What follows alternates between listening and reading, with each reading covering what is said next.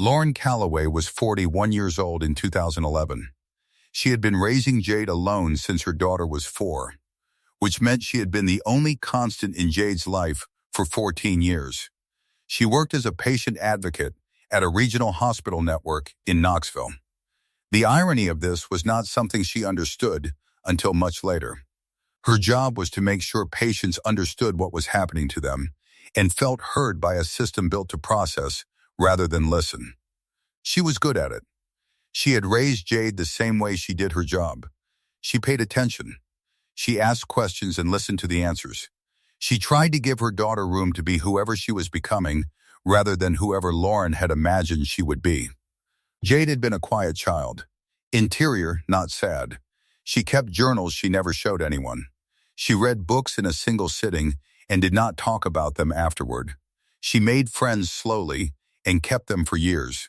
She was not easy to know quickly and extraordinarily worth knowing over time. Lauren believed she knew her that way. She had spent years believing she did. Jade's childhood had been stable in the external ways that childhood can be stable, while something unrelated to the external circumstances is developing underneath the surface. She had good grades and a small group of friends who stayed friends, and a bedroom she had decorated herself with photographs and maps of places she wanted to go. She had been close with Lauren in the way of two people who have only each other as primary family for long enough that the relationship develops a particular density. Not suffocating, just complete in the way that two-person households are complete. Every important thing passes between the two of them, and nothing essential is lost in a larger family's noise. Lauren had registered, across Jade's childhood, the moments when the interior quality of her daughter's silences shifted in ways she could not name precisely. She had noticed without being able to act on what she noticed. This was a form of helplessness she would come to understand better after 2023 than she had at the time, which was the helplessness of watching someone you love manage something you cannot see clearly enough to address. The 2009 referral from Jade's school counselor had felt like a gift.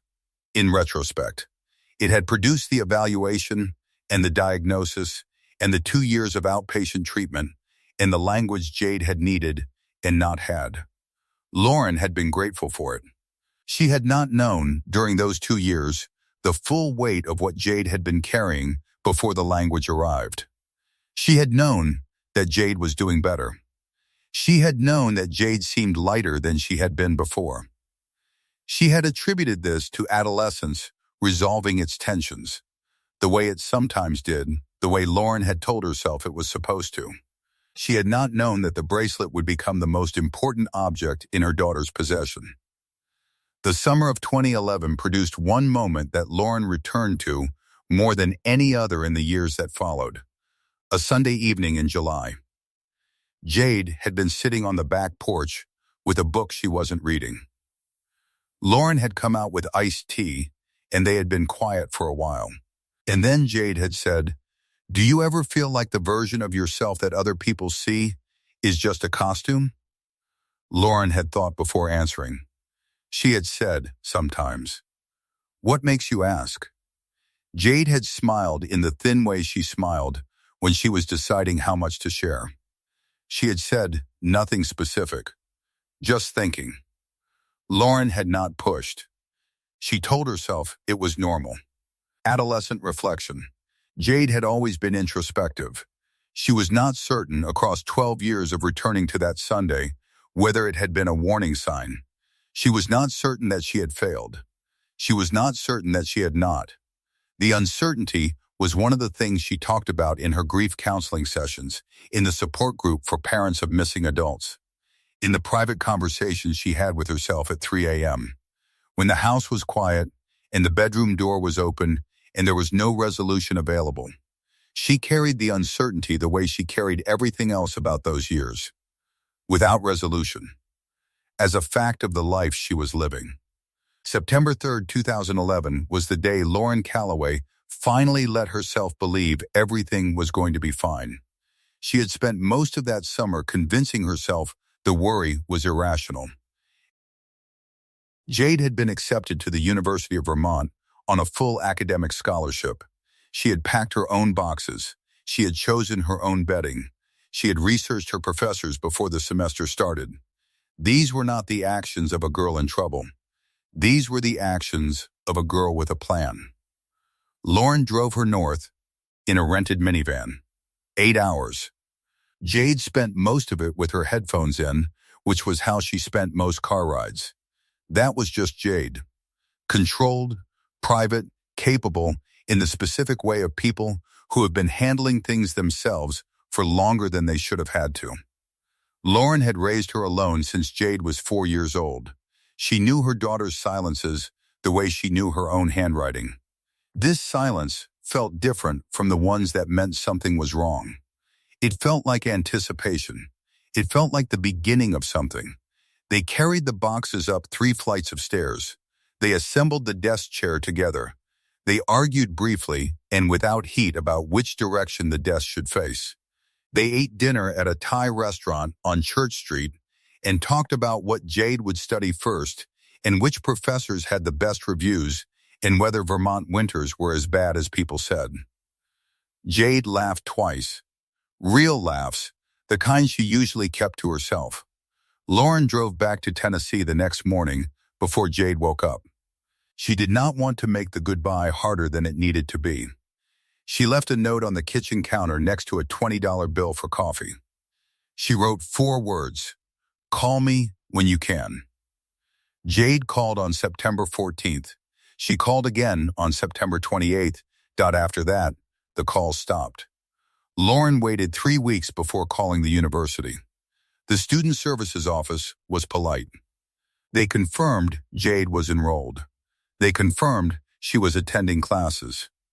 Student privacy regulations prevented them from sharing additional information. Lauren thanked them and hung up and stood in her kitchen for a long time looking at nothing in particular. She told herself there was a reasonable explanation.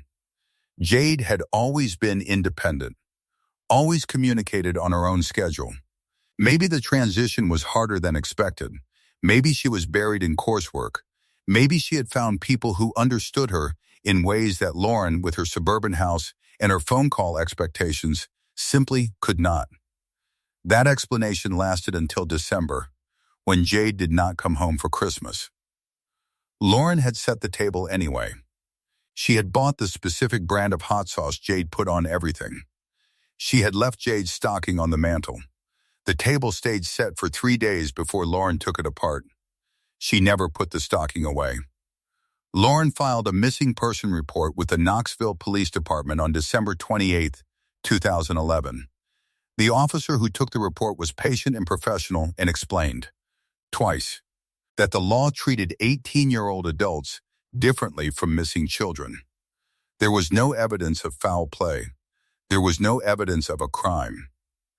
Jade had been confirmed attending classes by her university as recently as November. Adults in the United States had the legal right to cut off contact with their families if they chose to do so. This was not the answer Lauren was looking for. The officer understood that. But it was the only answer the law offered.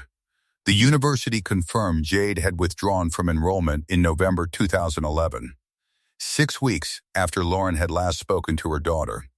Nobody at the university knew where she had gone. Lauren drove to Vermont in January. She stood in the hallway outside Jade's old dormitory room. A different student answered the door. She had never met Jade. She said the room had been empty for 2 months before she moved in. The raw on the floor had transferred to a different campus. Nobody who had lived on that hall in fall 2011 was still there. Lauren walked the campus for 3 hours with printed photographs. 2 people thought they vaguely remembered a girl who looked like that. Neither had spoken to her. Neither knew where she had gone. She drove home to Knoxville with a full tank of gas and nothing else. She hired a private investigator in February 2012. His name was Martin Chu, and he had 20 years of experience and a calm, methodical manner that Lauren found either reassuring or terrifying depending on the day. He worked the case for 4 months. He confirmed Jade had used her debit card twice in November 2011. Once at a gas station in Burlington, Vermont. Once at a pharmacy in a suburb of Albany, New York. After that, the card had gone unused. Her phone had gone dark in the same week. Her social security number appeared on no employment records, no tax filings, no lease agreements, and no medical records anywhere in the country that Martin could access. It was, he told Lauren carefully, as if Jade had made a deliberate and thorough effort to disappear. That word sat in Lauren's chest like a stone. Deliberate, she returned to that word constantly over the years that followed. She turned it over and examined it from every angle. She asked herself, in the private and unsparing way of a person who has 12 years to be honest, whether she had done something to cause this, whether there had been signs she had missed, whether Jade had been trying to tell her something for years through silences that Lauren had interpreted as independence rather than distance. Her therapist eventually asked her to try holding that question differently. Not because the question was wrong, because it had no answer Lauren could access, and the searching for it was doing more damage than the not knowing. What Lauren knew for certain was this: Jade Calloway was born on February 17, 1993, in Knoxville, Tennessee, 5 feet 4 inches. Dark brown hair, brown eyes, a small scar on her right wrist from a bicycle accident at age 9.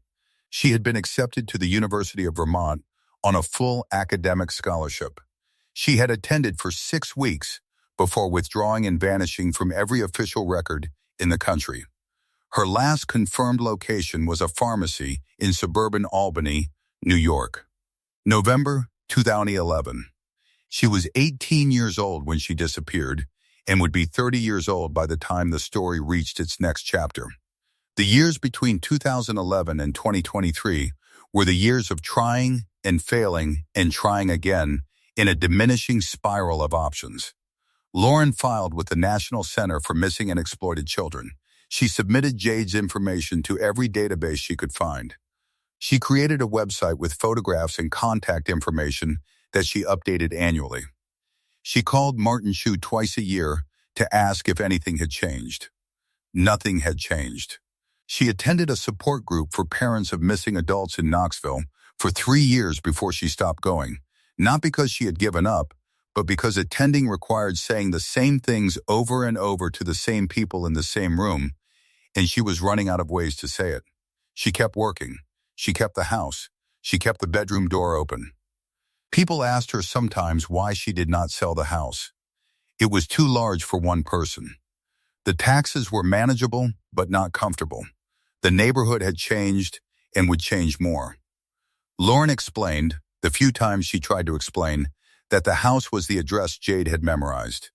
If Jade needed to come back and could not remember the zip code, she could find the street by the oak tree at the corner that had been there since before Jade was born. Lauren did not intend to remove that landmark from the map. That was 12 years of keeping a door open and a house on the same street and a phone number unchanged and a name in databases that nobody checked anymore.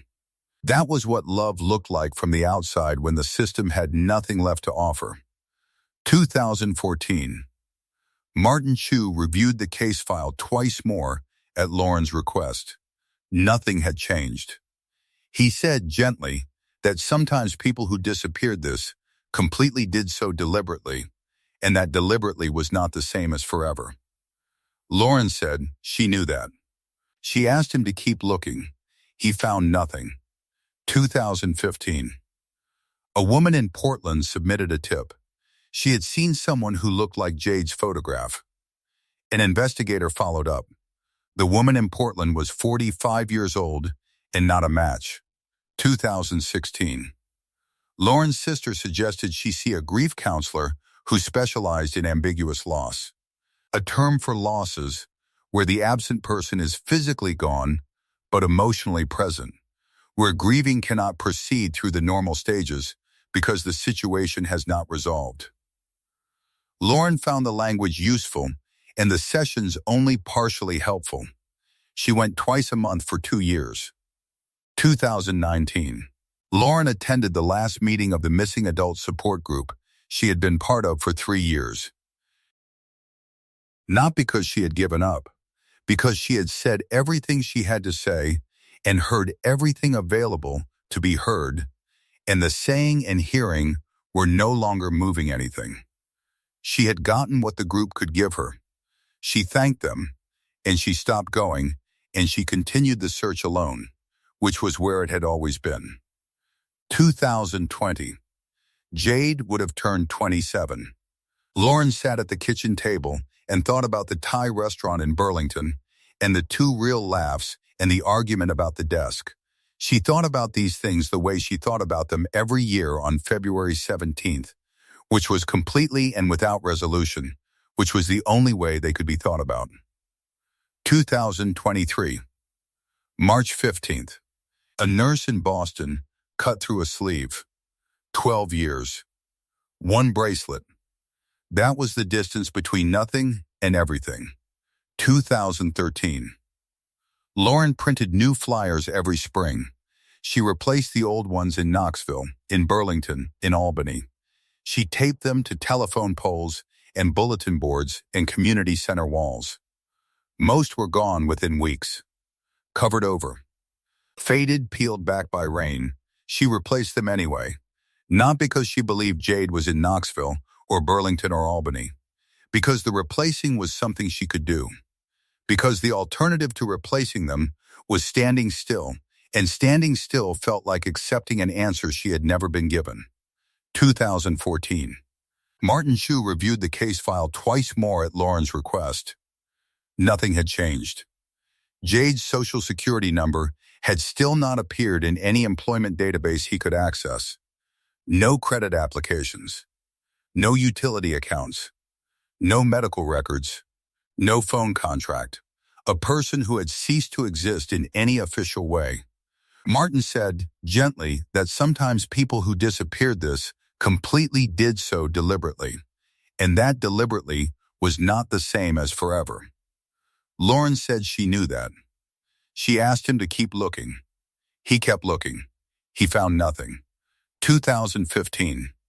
A woman in Portland, Oregon submitted a tip to the National Center for Missing and Exploited Children.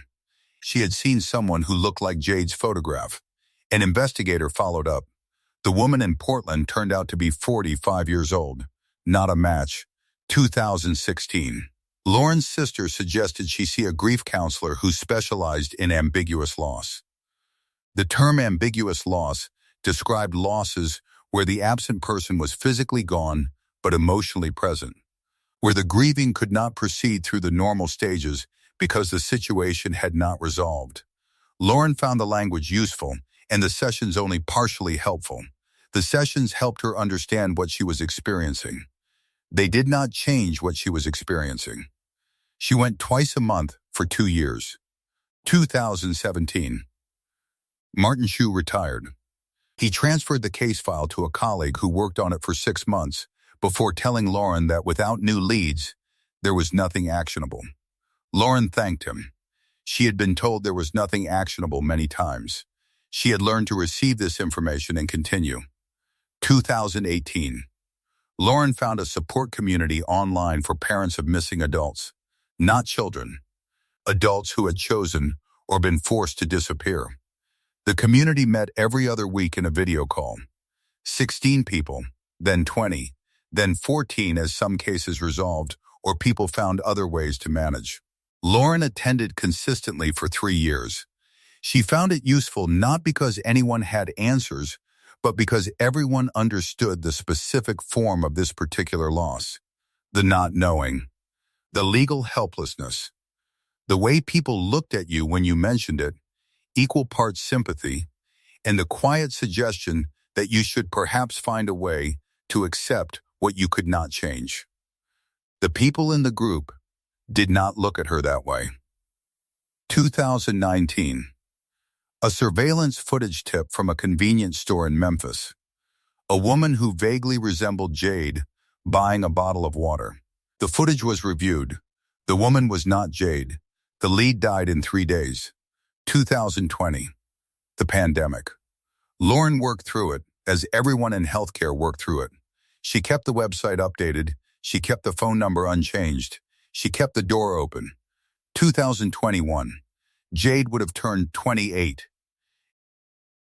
Lauren sat at the kitchen table on February 17th and thought about the Thai restaurant on Church Street in Burlington, and the two real laughs, and the argument about which direction the desk should face. She thought about these things the way she thought about them every year on that date, which was carefully and completely and with no resolution available, which was the only way they could be thought about. 2022. Nothing, no leads, no tips, no reports. The case existed in the database and produced nothing. 2023. March 15th. A nurse in Boston cut through a sleeve to get a blood pressure reading. She saw a bracelet. 12 years. One bracelet. That was the distance between nothing and everything. Dana Osei had been an emergency room nurse at Boston Medical Center for 9 years by the spring of 2023. She was 34 years old. Precise and fast, in the way that ER nurses become precise and fast after enough years in rooms where precision and speed determine outcomes. She had grown up in Accra, Ghana, and had moved to the United States at 17 to live with an aunt in Worcester while attending high school. She had studied nursing at UMass Boston because it was practical, and because she had spent enough time in hospitals as a teenager visiting sick relatives to understand that being the person who walked into a room and made it better was a job worth doing. She had worked 3 years at a community health clinic in Roxbury before moving to Boston Medical Center's emergency department in 2014. She had been there since. She had a reputation among the residents as the nurse who caught things. Not just vitals. Not just the obvious. The nurse who noticed the bruise pattern that suggested something more than a fall before anyone had ordered the imaging. The nurse who clocked the slight hesitation in a patient's story before anyone else had finished their coffee. The nurse who, when a detail did not fit the narrative being presented, treated the mismatch as information rather than irrelevance. This was not a skill she had been taught. It was a skill she had developed across 9 years of paying attention in a job where not paying attention had consequences she was not willing to accept. On March 15, 2023, a woman was brought in by ambulance from the Southeast Expressway. 2-car accident. No identification. A purse recovered at the scene containing only a house key and $43 in cash. The paramedics had no name. The patient was unconscious. Possible concussion. Possible internal bleeding. The team moved fast. Dana was at the bedside when the patient arrived. She cut through the left sleeve for the blood pressure cuff. The bracelet was on the right wrist. She registered it in the fraction of a second it took to reach for the right arm. Not a medical alert bracelet. Not a Boston Medical Center bracelet. A plastic identification band, faded and worn, the kind that hospitals issued as routine patient tracking and were supposed to remove at discharge. This one had not been removed. It had been on this person's wrist for a long time. The plastic had yellowed slightly at the edges. The printing had faded, but was legible under the fluorescent light. Dana looked at it for approximately 2 seconds. She clocked what she saw. Then she kept working. It was 40 minutes before the immediate crisis was managed and the patient was stabilized. 40 minutes in which Dana was precisely where she needed to be, doing precisely what she had been trained to do. The bracelet in the back of her attention, the way that inconsistencies sat in the back of her attention throughout every shift, noted, filed. Waiting for the moment when there was time to look. The moment came on her break. She took a photograph of the bracelet before she left the bedside. She ran the facility code at the break room computer. 11 minutes. Behavioral health facility, Knoxville, Tennessee. She looked at the photograph again. She looked at the patient through the glass. Then she pulled up the database. 23 minutes. She stopped scrolling. Jade Calloway. Born February 17, 1993. Last seen November 2011. Dana looked at the database photograph. She looked at the patient through the glass. She sat with that for a moment. Not long. A moment was all she needed. Then she stood up and went to find the charge nurse. The identification process took 4 days. It moved carefully. Dana confirmation came back on the 4th day. The patient was Jade Calloway. The identification confirmed something the bracelet had only suggested. The patient number on the bracelet matched the facility's records exactly. Jade had been an outpatient at the Behavioral Health Center in Knoxville, starting in 2009 when she was 16. The records from that facility showed a young woman being treated for something that had a name and a treatment protocol and a path forward if she could stay on it. The record stopped in 2011 when Jade turned 18, and her treatment became her own decision to continue or discontinue. She had continued for several months. Then she had gone to Vermont. Then the record stopped entirely. For 12 years, the bracelet had been the only thing connecting Jade Calloway to any documented version of herself. Not a driver's license, not a lease agreement, not a tax filing, not a phone contract. A plastic identification band, 3 inches wide, that should have been removed at discharge in 2010 and wasn't, because Jade had not wanted it removed. Because it was the only evidence she had, tangible and physical and real, that someone had once looked at her and said, "What you are experiencing is real. It has a name. You are not imagining it." She had kept it on her wrist for 14 years. Through Albany and wherever she went after Albany, and through 12 years of a life that left no official trace. Through jobs paid in cash and rooms rented without contracts in cities that she passed through, and cities where she stayed, and all the accumulated texture of a person existing below the threshold of the systems designed to find her. The bracelet had stayed. Dana Osei had been the first person in 12 years to see it and understand that it meant something. Not because Dana had been trained to notice old hospital bracelets on unconscious patients. There was no training for that.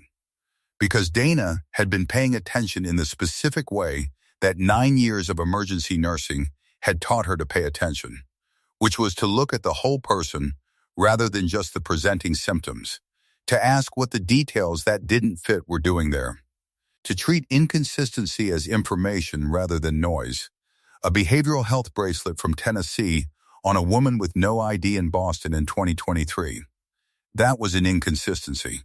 Dana treated it as information. 23 minutes of scrolling. One photograph in a database that hadn't been checked in years. One name, Jade Calloway. The charge nurse had looked at Dana when she came to find her. She had looked at the bracelet photograph on Dana's phone. She had said, "Are you sure?" Dana had said, "I need someone to help me look into this properly." That was the beginning of the 4 days. The identification team, the Dana collection, the careful coordination between Boston Medical Center's social work department and the Knoxville Police Department and the National Center for Missing and Exploited Children. 4 days of professional, methodical confirmation of what a nurse had found in 23 minutes on a break room computer. The system, when it finally moved well. It is worth saying that. The system that had told Lauren Calloway in 2011 that her adult daughter had the right to disappear also contained, 12 years later, the database and the Dana protocols and the interdepartmental coordination that confirmed who the unconscious woman in room 7 actually was. The system failed Lauren in 2011. It also caught Jade in 2023. Both things are true. What made the catching possible was not the system. It was Dana Osei noticing a bracelet and treating the inconsistency as information rather than irrelevance. Everything else followed from that. Lauren Calloway received the call on March 19, 2023, at 7:14 in the morning. She was in her kitchen. She was drinking the same brand of coffee she had been drinking every morning for 12 years. Standing at the same counter where she had stood the day she realized the calls had stopped. The hospital social worker on the other end spoke carefully, the way people speak when the information they are delivering cannot be taken back once it is given. Lauren set the coffee cup down without looking at it. She did not speak for a long moment. Then she said, "Is she alive?" "Yes," the social worker said. Lauren sat down on the kitchen floor. She stayed there for a while. The kitchen was ordinary around her. The refrigerator hummed. The sun was coming through the window at the angle it came through on March mornings. The coffee cup was on the counter where she had set it down. Everything was exactly as it had been 30 seconds earlier, and everything was entirely different.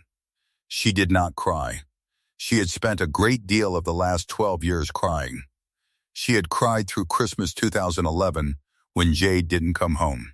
She had cried through the first anniversary of the disappearance and the second anniversary and the third.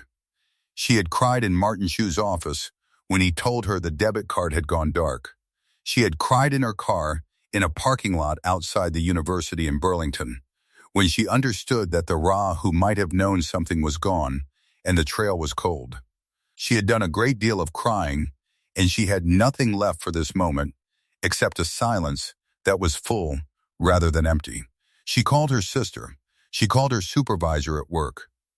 She packed a bag with the organized efficiency of someone who has been ready for a specific phone call for 12 years and has thought, at some level, about what she would need to do immediately afterward. She drove to Boston the following morning, 8.5 hours north.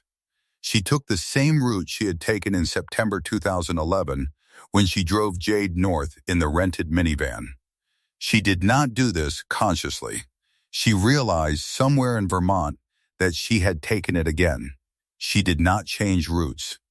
She drove through the same exits and the same stretches of highway that had meant ordinary things in 2011 and meant something else now. She was not sentimental about this. She noted it and drove. She arrived at Boston Medical Center at 4:47 in the afternoon. She parked in the hospital garage. She sat in the car for 11 minutes. She was not making herself wait. She was simply sitting, doing the things she had done in every waiting room and parking lot and phone call across 12 years, taking the moment it required before the next thing.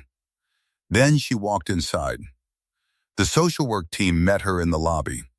They walked her to a room and explained what had happened and what the next steps were and what she could expect from the identification confirmation process. She listened.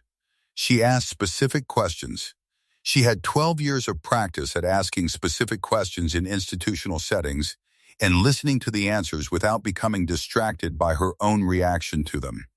The social worker said, "She's awake. She knows you're here." Lauren said, "Does she want to see me?" The social worker paused. Then she said yes. Lauren was quiet for a moment. Then she said, "Okay." She walked down the hallway. She stood in the doorway of room 7. Jade was in the hospital bed. The concussion was moderate. The internal bleeding had been addressed. She was going to be fine.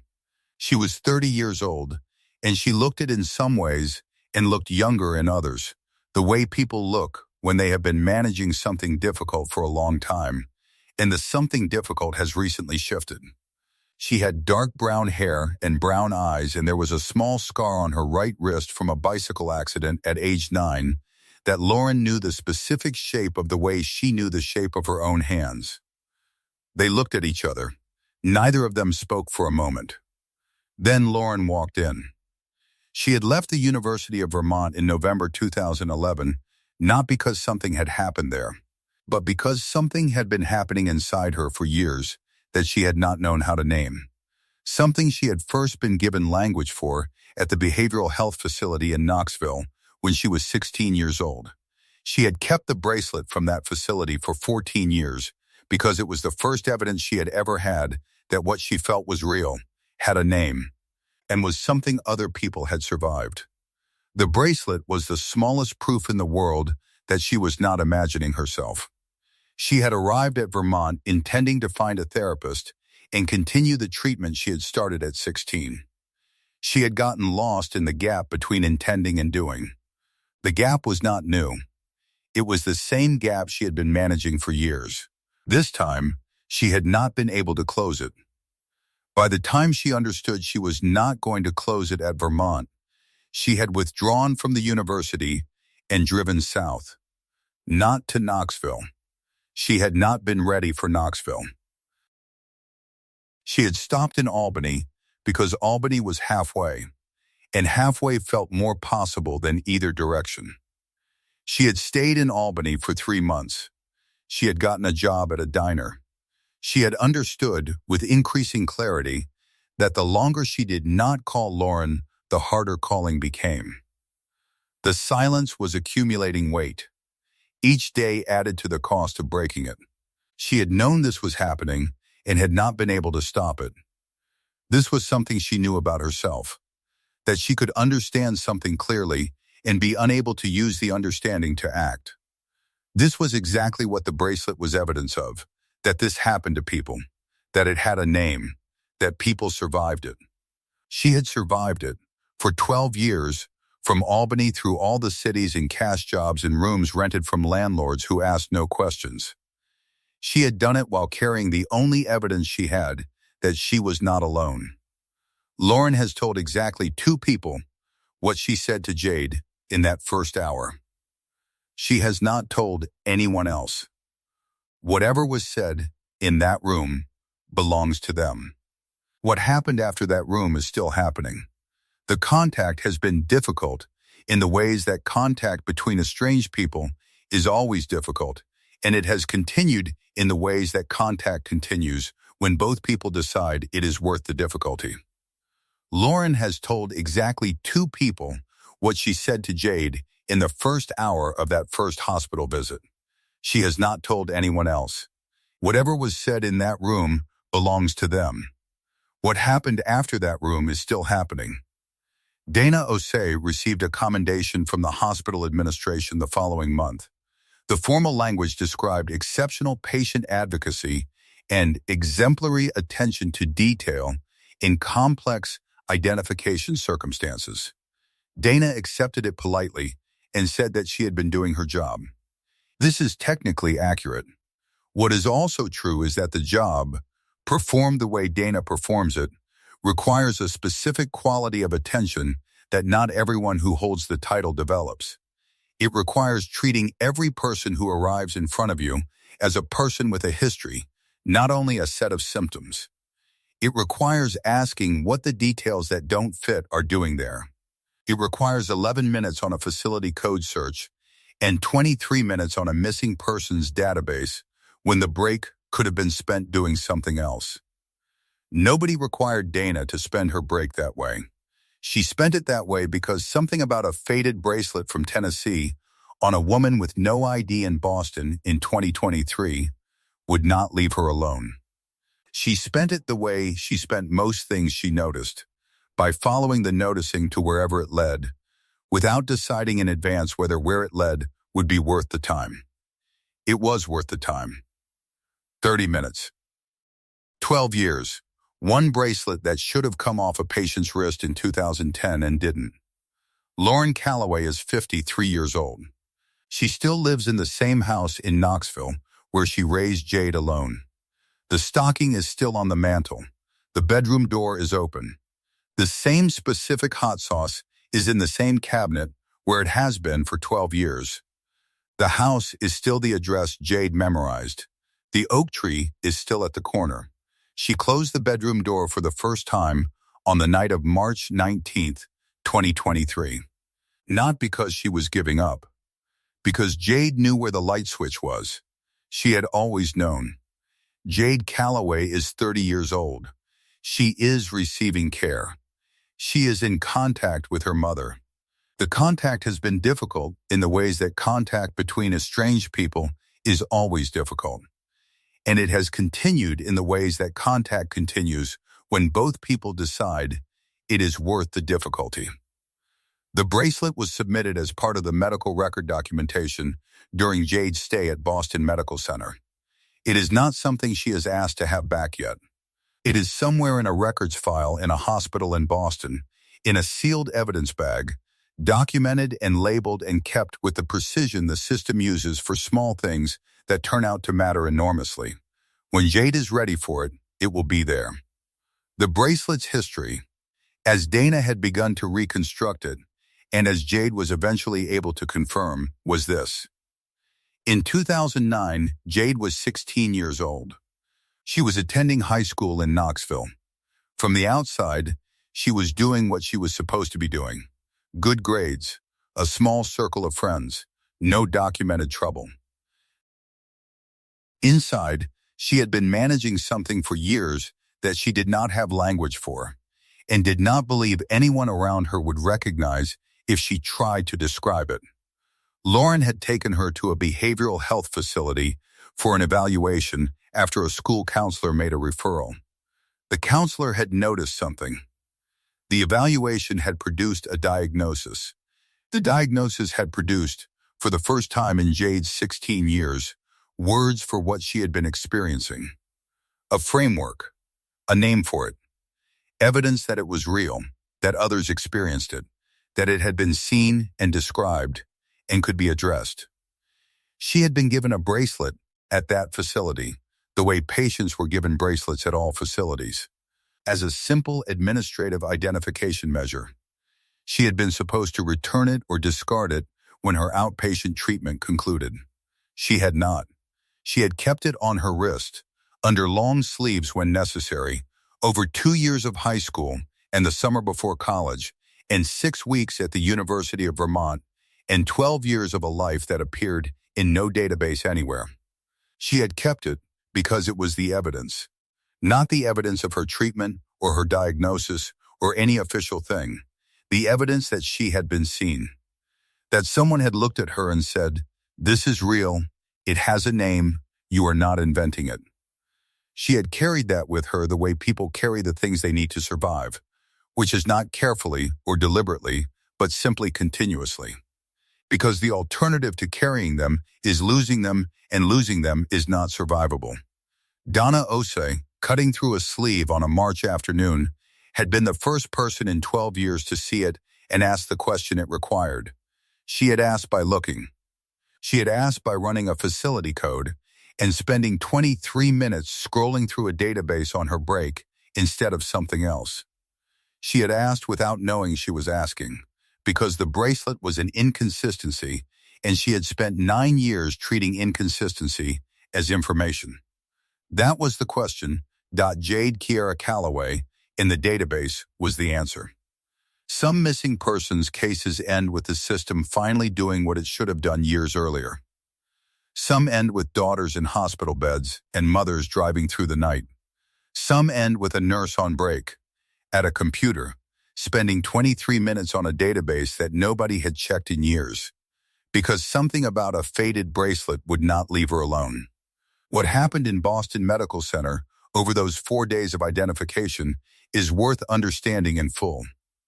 The charged nurse, whose name was Pauline Ferreira and who had worked at Boston Medical Center for 17 years, looked at the bracelet photograph on Dana's phone and understood immediately that Dana was not bringing her a routine administrative question.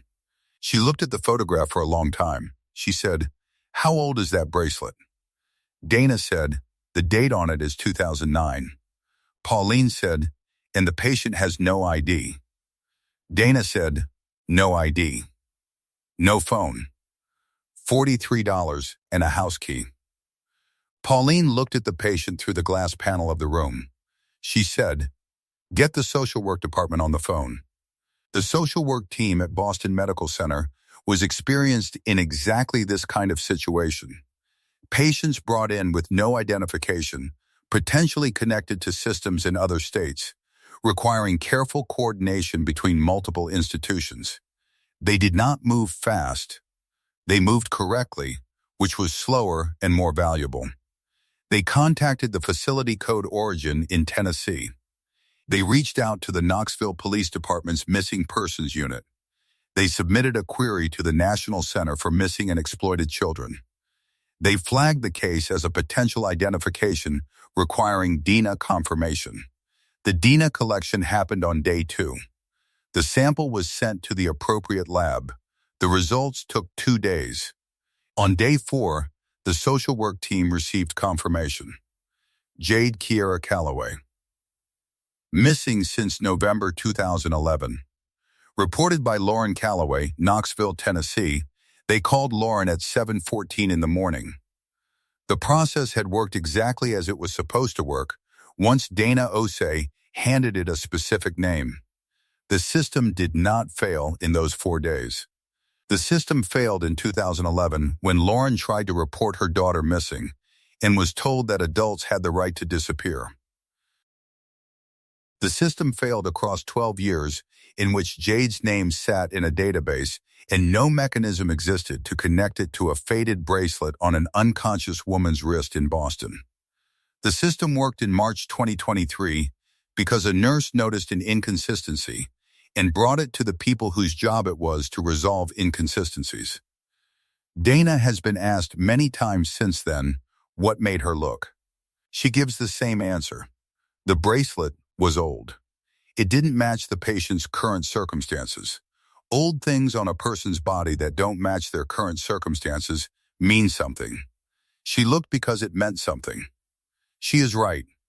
She is also describing a quality of attention that the job description did not guarantee and experience alone did not produce.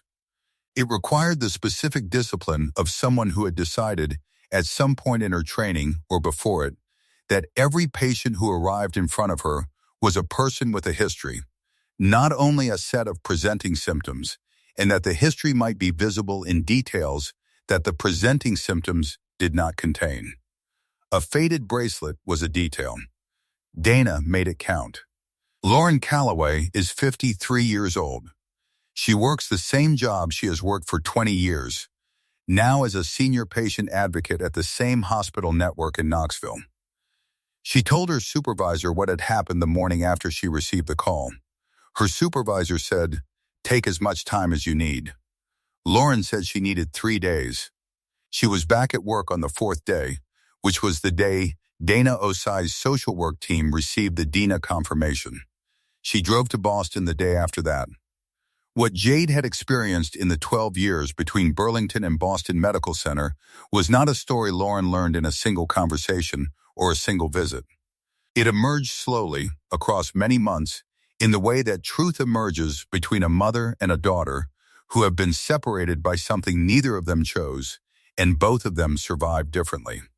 What Jade was able to share when she was ready was this. She had left the University of Vermont in November 2011 not because something had happened there, but because something had been happening inside her for years that she had not known how to name until she was 16 and a counselor in Knoxville gave her words for it. A framework, a diagnosis, the specific and enormous relief of having a diagnosis, of knowing that what you experience is real, documented, not the result of a fundamental defect in your ability to exist in the world.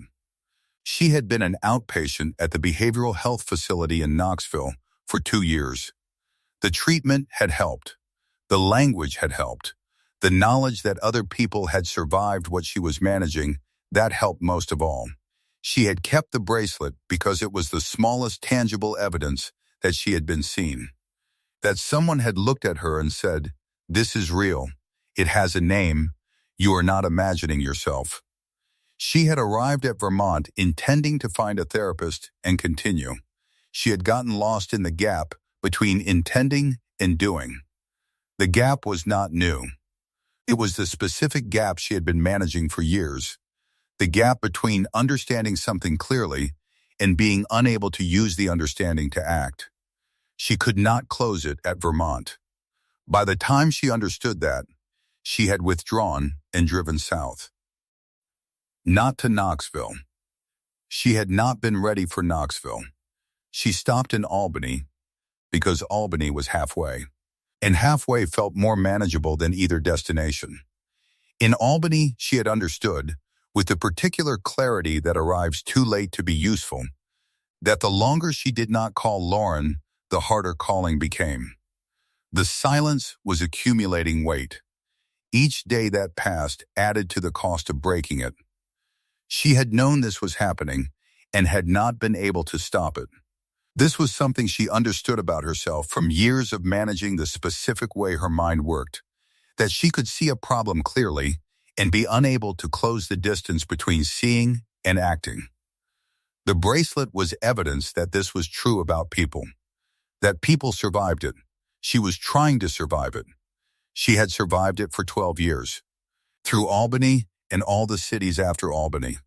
Through jobs paid in cash and rooms rented without contracts, and all the accumulated texture of a person existing below the threshold of official detection.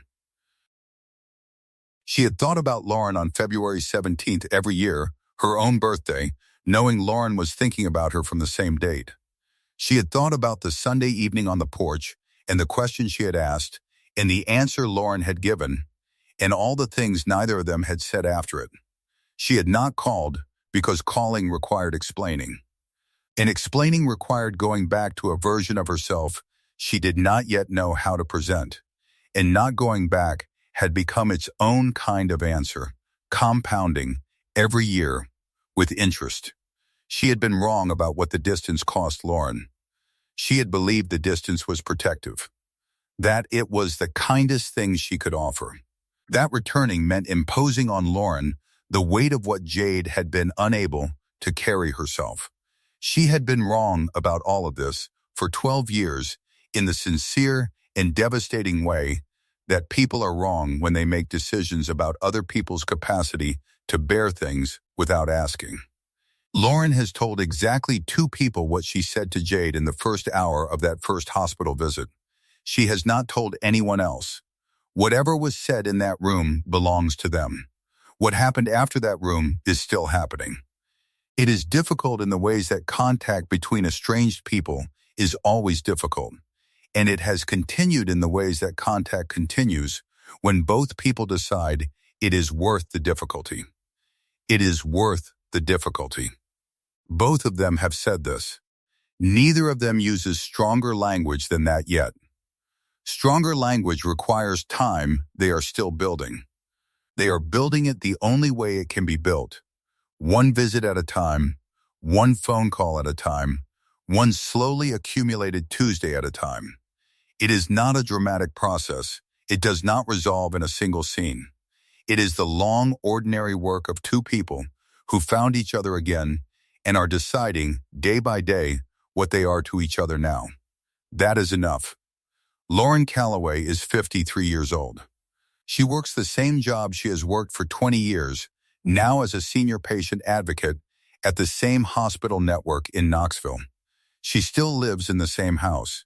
She has not rearranged the bedroom. She has not moved the stocking. She has not changed the phone number. The house is still the address Jade memorized. The oak tree is still at the corner.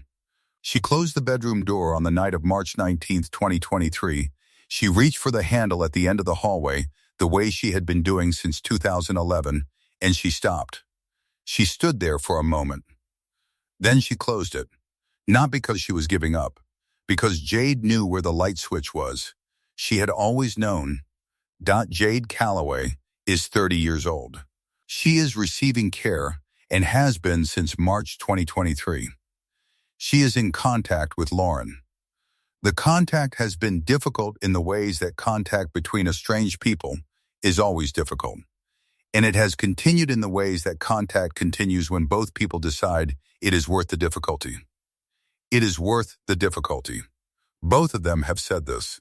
Neither of them uses stronger language than that yet, because stronger language requires time they are still building. They are building it. The bracelet is in a sealed evidence bag in a hospital records file in Boston. It is documented and labeled. When Jade is ready to ask for it back, it will be there. She has not asked yet. She knows it is there. That is, for now, enough. Some missing persons cases end with answers that require years to fully understand. Some end with daughters in hospital beds and mothers driving through the night. Some end with a nurse on a break at a computer with a photograph of a bracelet who decided that 34 minutes of looking was worth what she might find. Dana Osei found what 12 years of official searching missed. She found it by paying attention to the detail the system had no protocol for. An old bracelet, a facility code from a state 3 time zones away. A face that matched a record in a database that had been waiting, quietly, for the right person to look. One nurse, 34 minutes, 12 years, 1 bracelet.